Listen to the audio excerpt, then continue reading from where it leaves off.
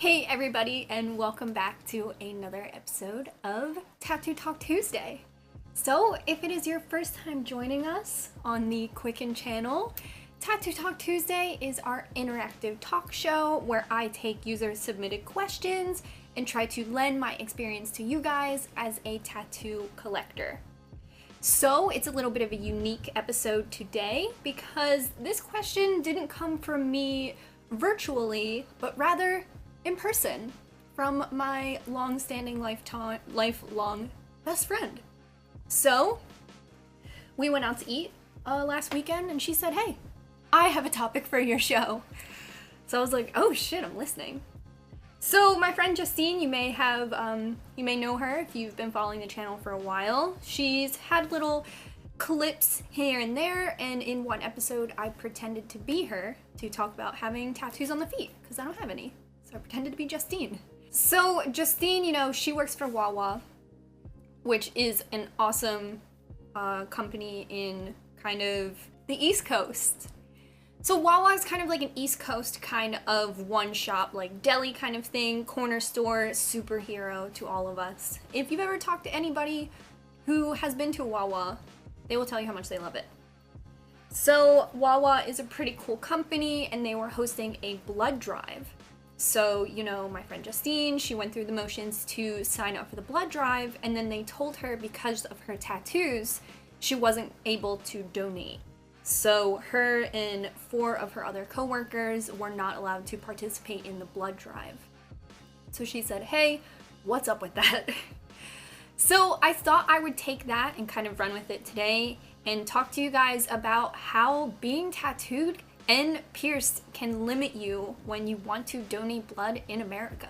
I checked out some online research.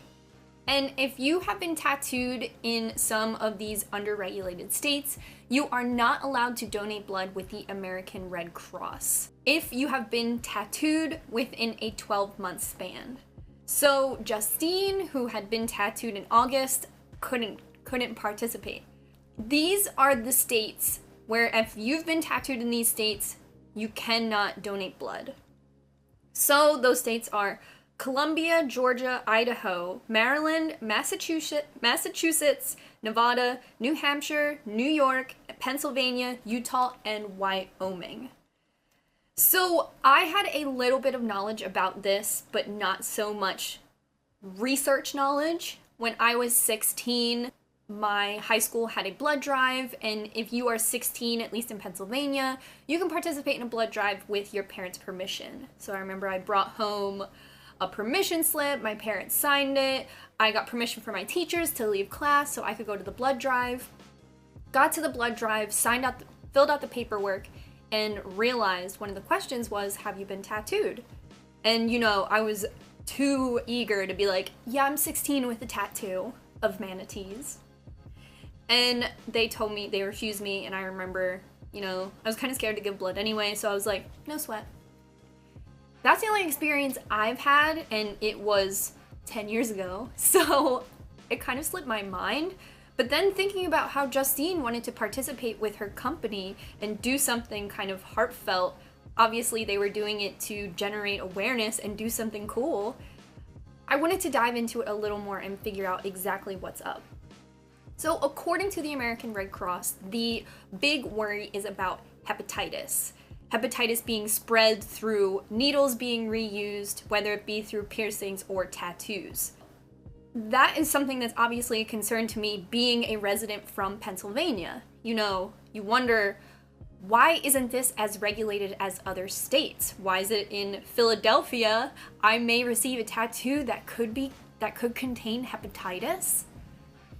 So, pretty worried about that. I reached out to the tattoo artist who you may remember from the convention vlog, Akira, and I messaged him because I was like, "Hey, I have my own feelings about being tattooed in Pennsylvania and stuff." But then when I realized New York was on the list, I was like, uh-oh, I primarily get tattooed in New York, and I don't understand what these relaxed regulations would be versus being tattooed somewhere else.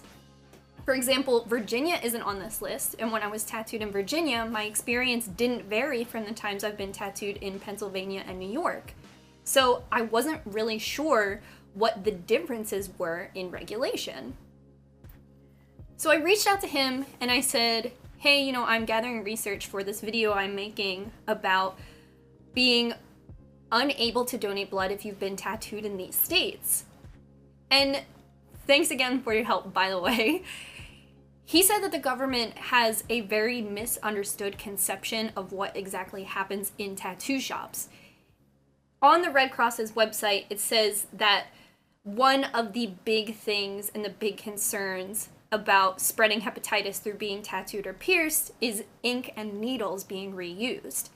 However, I have never been to a tattoo shop where they reuse needles, and at the end of my experience, you know, they didn't take the little ink, unscrew it, and dump it back into the bottle. That would be insane. I don't know anyone who's received a tattoo under that kind of regulation or misregulation. And I've literally never heard of that before. Maybe in school when we were talking about sharing needles and what could happen, you know, they probably showed us a film where it was like, I'm gonna get a tattoo. You wanna get one too? Yeah, bud. And I don't know anyone in my company who would be excited to get a tattoo with a reused needle. I think, at least in my experience, I usually sit with my tattoo artist while they're setting up their equipment. You always see them peel back tattoo needles right out of the new packaging. And even when I'm watching tattoo artists set up, they're very careful about their ink. They put on gloves to fill up their little ink cups. They use paper towels to take the lid off. Everything is very sterile and very contained. So I asked Akira, like, what is the misunderstanding? And he said that the government really doesn't have much of a grasp with what goes on in the tattoo shops. You guys might remember 2 or 3 years ago, a lot of tattoo artists were encouraging people to sign a petition against New York implementing single-use needle cups and ink cups, which would be, you know, like getting a thing of Jell-O. It would be an ink cup, and every single time you were going to use black, pink, blue, you would have your little thing, peel off the lid, that would be your single-use ink. This was going to be implemented because of, like I said, the spread of hepatitis. However, that's not really what happens in tattoo shops. You get the little cup, you fill it with the ink, and sometimes you'll see tattoo artists who have like 7 or 8 blacks all in a row because they know they're going to use them all. And there is no like dumping it back into the bottle at the end. So Akira said that this all just comes from a misunderstanding, and government really has no idea what the fuck is happening inside of these tattoo shops.